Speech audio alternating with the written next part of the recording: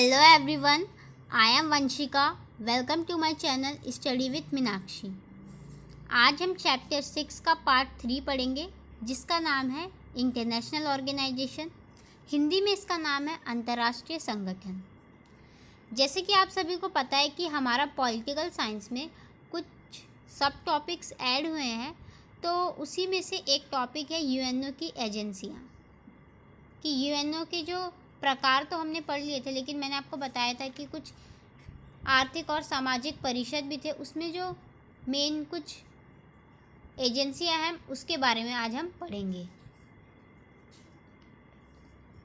तो यूएनओ जो है ना, उसके अलावा भी उसने अपनी एक अलग ही संस्थाएं, अपनी एक अलग ही संगठन बनाए हैं जो यूएनओ के साथ काम करते हैं। मैं आपको इसे एक एग्जाम्पल के थ्रू समझाती हूँ। अगर कोई स्कूल है और किसी स्कूल में कोई प्रिंसिपल है, तो वो अकेले कोई भी काम नहीं कर सकता। तो इसके लिए वो क्या करता है, अलग अलग टीचरों को रखता है।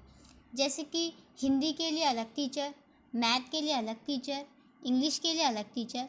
तो वो सबको जिस चीज़ में वो जो अच्छा है उस चीज़ में वो उसको काम दे देता है। तो सेम वैसे ही यूएनओ में भी ऐसे ही है। यूएनओ को आप एक प्रिंसिपल समझ सकते हो, और जो WHO, यूनिसेफ, यूनेस्को, इसे आप एक टीचर समझ सकते हो। कि यूएनओ ने सबका काम बांट दिया है कि भाई तुम शिक्षा का काम देखो, तुम बच्चों का देखो, तुम लेबर का देखो। ऐसे ही जो यूएनओ है उसने सबको अलग अलग काम बांट दिए। क्यों बांटे? ताकि पता चल सके कि जो शिक्षा का जो क्षेत्र है उसमें अगर किसी को दिक्कत होती है तो वो यहाँ पे जाके उसकी मदद कर सकता है, ताकि हमारे देश का विकास हो और सब एक साथ मिलकर विकास कर सके। तो सबसे पहले अगर हम बात करें वो है यूनेस्को। अगर आप इसकी फुल फॉर्म समझ गए तो आप इसको भी समझ जाओगे। यूएनओ की फुल फॉर्म है united nation education, scientific and cultural organisation. आप इसकी फुल फॉर्म हिंदी में भी लिख सकते हैं, इंग्लिश में भी लिख सकते हो। हिंदी में ज़्यादा मुश्किल होती है, इंग्लिश में इजी होती है, लेकिन हिंदी में भी मैं आपको बता देती हूँ। इसकी फुल फॉर्म है संयुक्त राष्ट्र शैक्षिक, सामाजिक एवं सांस्कृतिक संगठन। तो सबसे पहले हमने क्या पढ़ा इसमें? मेन हमने एजुकेशन देखा, साइंटिफिक देखा और कल्चर। तो ऑब्वियस सी बात है कि इसमें एजुकेशन के ऊपर ज़्यादा ध्यान दे रहे होंगे, समाज में जो चीज़ हो रही है उसके ऊपर, जो हमारा कल्चर है उसके ऊपर यूनेस्को ध्यान देता है। अगर हम इसकी स्थापना की बात करें कि कब इसकी स्थापना हुई थी, तो इसकी स्थापना हुई थी 1945 में। और उसका जो मेन हेडक्वार्टर है, मेन जो मुख्यालय है, वो कहाँ है? पेरिस, फ्रांस में। उसके बाद दूसरा जो है वो है हमारा यूनिसेफ। यूनिसेफ की फुल फॉर्म क्या है? United Nations international children emergency fund. और इसकी एक और फुल फॉर्म है, दूसरी फुल फॉर्म है इसकी यूनाइटेड नेशन चिल्ड्रन फंड। इसको हिंदी में संयुक्त राष्ट्र बाल कोष। मतलब जो बच्चे होते हैं उसके लिए ये लोग फंड जमा करते हैं, पैसे जमा करते हैं। तो इसकी स्थापना कब हुई थी? इसकी स्थापना हुई थी 1946 में। और इसका जो मेन हेडक्वार्टर है, मुख्यालय, वो है न्यूयॉर्क, यूएस में। उसके बाद डब्ल्यूएचओ की फुल फॉर्म तो आप सभी को पता होगी, वर्ल्ड हेल्थ ऑर्गेनाइजेशन। कोविड के मामले में आपने इसका नाम बहुत ज़्यादा सुना होगा कि डब्ल्यूएचओ के अनुसार ये बीमारी होते जा रही है, ऐसा हो रहा है, ऐसा नहीं हो रहा। तो जो डब्ल्यूएचओ है ना, वो पूरे विश्व स्वास्थ्य का संगठन है, और ये पूरे विश्व के जितने भी स्वास्थ्य से रिलेटेड जो काम है उन सब के बारे में ये निर्देश देता है। इसकी स्थापना कब हुई थी? इसकी स्थापना हुई थी 1948 में। अगर हम इसके मेन मुख्यालय की बात करें तो इसका मुख्यालय है जिनेवा, स्विट्ज़रलैंड। उसके बाद आता है आईएलओ की फुल फॉर्म क्या है? International labour organisation. लेबर का मतलब आप सभी को पता है कि मजदूर होते हैं। इंटरनेशनल मतलब अंतर्राष्ट्रीय, और ऑर्गेनाइजेशन मतलब संगठन। तो मतलब ये उन लोगों के लिए काम करते हैं जो लोग मजदूर हैं, उनको सही वेतन मिल रहा है, सही पैसे मिल रहे हैं, नहीं मिल कि नहीं मिल रहे, उनके साथ कोई अत्याचार तो नहीं हो रहा। तो मतलब वो इन सब चीज़ों के बारे में देखते थे। लेबर से रिलेटेड जो भी समस्या होती थी वो इन सब चीज़ों को देखते थे। इसकी स्थापना कब हुई थी? इसकी स्थापना हुई थी 1919 में। 1946 में इसमें कुछ और चीज़ें ऐड हुई। इसका जो हेडक्वार्टर है वो जिनेवा स्विट्ज़रलैंड में है। उसके बाद जो हमारा नेक्स्ट फुल फॉर्म आती है वो आती है यूएनडीपी। यूएनडीपी की फुल फॉर्म क्या है? United nation development programme. मतलब वो संस्था जो विकास करे, वो देखे कि भाई हमें विकास के लिए क्या क्या करना चाहिए, देखे किस देश में कितना विकास हो रहा है, इन सब चीज़ों से संबंधित वो देखता है। इसका जो हेडक्वार्टर है वो है न्यूयॉर्क यूएसए में, और इसकी स्थापना हुई थी 1965 में। इसका जो मेन, अगर हम बोले कि ये मेन काम क्या करता है, तो इसका काम होता है कि पॉवर्टी को ख़त्म करना। आप खुद ही सोचो, अगर किसी देश में विकास होगा तो पॉवर्टी, जो गरीबी है, वो तो अपने आप ही ख़त्म हो जाएगी। उसके बाद जब विकास होगा तो वो कुछ पर्यावरण से संबंधित भी ध्यान देंगे, उसको अच्छा करेंगे। और जब पर्यावरण का विकास होगा, गरीबी हट जाएगी, तो मनुष्य का भी विकास होगा। तो ये मेनली इन सब चीज़ों पर ध्यान देता है।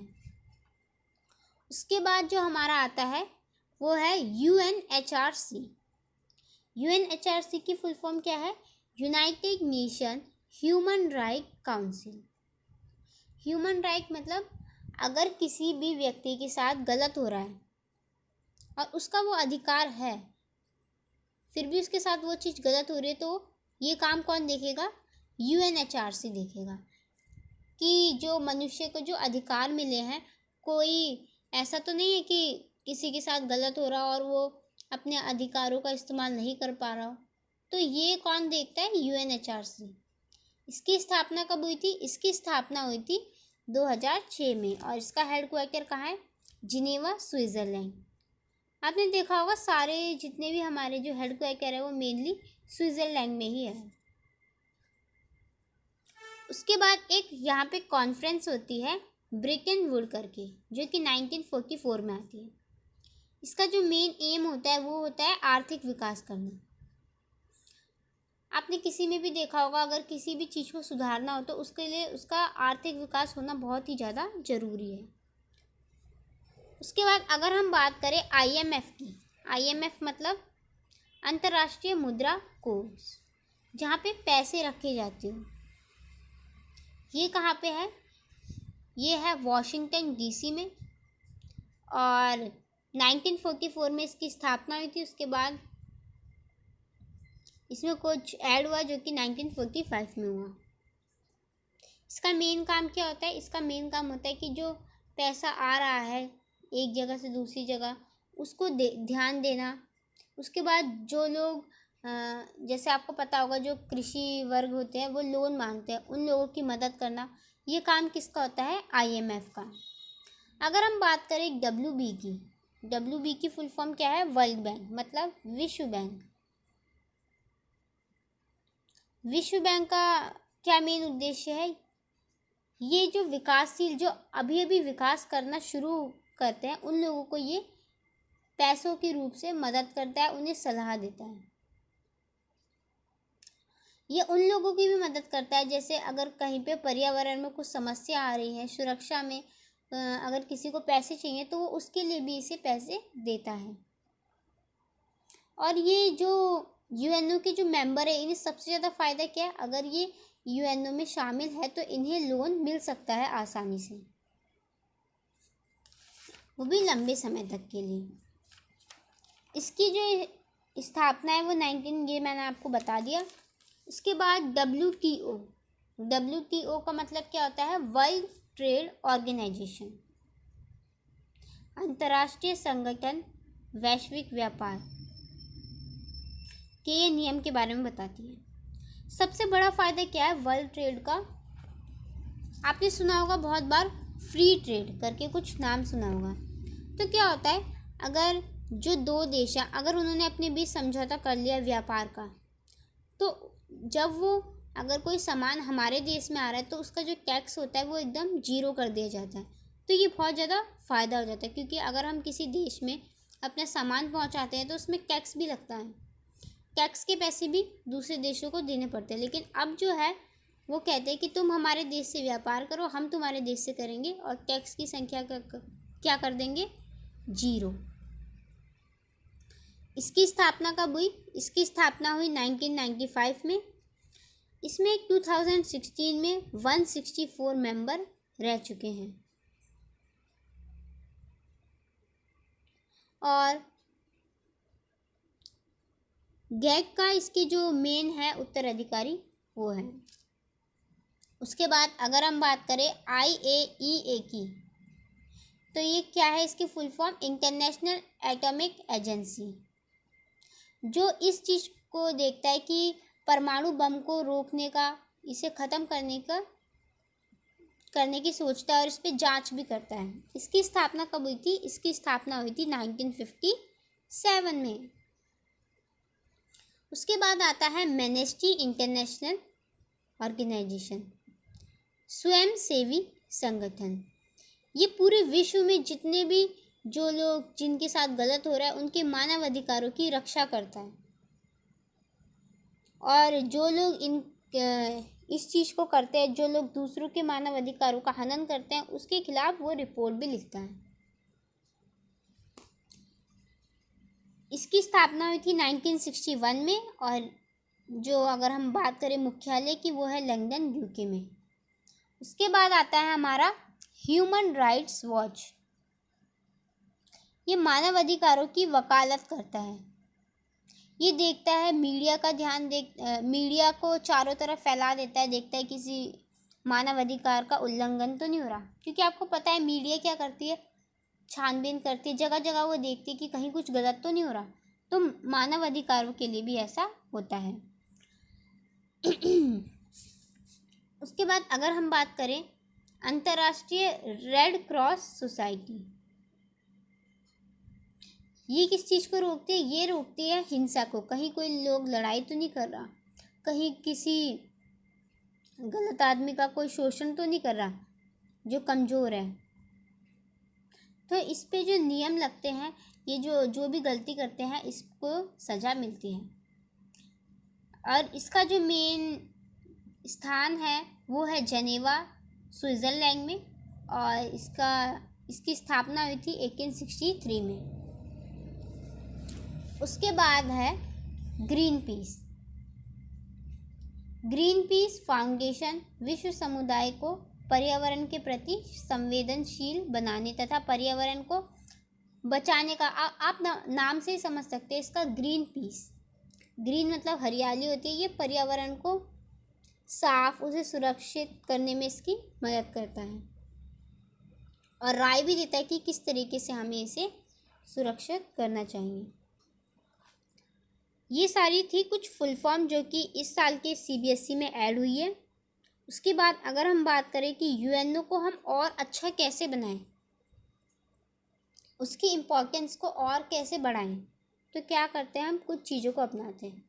जैसे 2005 में क्या हुआ, इसे 60 साल पूरे हो गए हैं। तो भाई समय के साथ साथ इसे अच्छा बनाने की भी ज़रूरत होती है।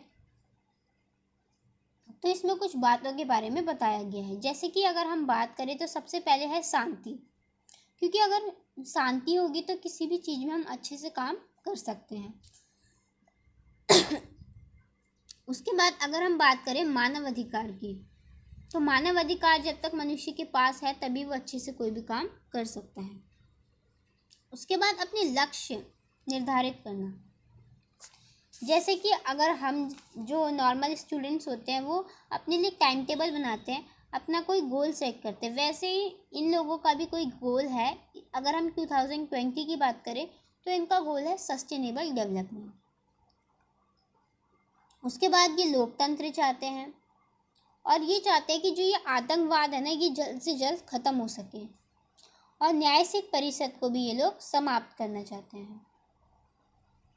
उसके बाद सबसे इम्पॉर्टेंट हमने पढ़ा था कि उन्होंने कुछ नियम बनाए थे, जो कि सुरक्षा परिषद में जिनके पास ये सारे नियम होंगे वो यूएनओ का स्थायी सदस्य बन सकता है।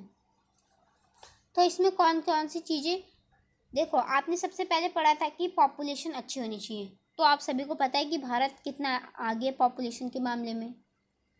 भारत दूसरा नंबर का सबसे पॉपुलेशन वाला देश है। उसके बाद अगर हम दूसरे नंबर की बात करें तो लोकतंत्र और मानवाधिकार। तो ये तो भारत में जब से भारत आज़ाद हुआ है तब से भारत लोकतंत्र है। उसके बाद अगर हम आर्थिक ताकत की बात करें तो आपने देखा होगा जब हमारा देश आज़ाद हुआ था तब उसकी जीडीपी कितनी ज़्यादा कम थी। और अगर हम आज के टाइम पे देखें तो आज के टाइम पे इसकी जीडीपी बहुत ही ज़्यादा बढ़ चुकी है और ये बहुत ही ज़्यादा तेज़ी से विकास कर रहा है। और अगर हम इसका लिटरेसी रेट देखें कि कितने लोग पढ़े लिखे हैं, साक्षर हैं, तो भी ये बहुत ज़्यादा इस मामले में आगे बढ़ चुका है भारत। संयुक्त राष्ट्र संघ के बजट की बात करें तो उसमें भी भारत का योगदान है, भारत बजट देता है। और शांति की बात करें तो शांति में भी भारत का बहुत बड़ा योगदान है। तो ये जो पूरा चैप्टर था ये यहीं पे एंड होता है। नेक्स्ट वीडियो में मैं आपको अगला चैप्टर बताऊंगी। आप सभी को पता होगा कि जो हमारा 7 और 8 चैप्टर है वो इस बार के सिलेबस में नहीं है। तो जो नेक्स्ट चैप्टर होगा वो हमारा होगा ग्लोबलाइजेशन। तो अगर आपको मेरी वीडियो पसंद आई हो तो मेरी वीडियो को लाइक कीजिए, शेयर कीजिए और कमेंट कीजिए। आपको जो भी डाउट्स हो वो आप मुझसे कमेंट में पूछ सकते हैं। Thank you.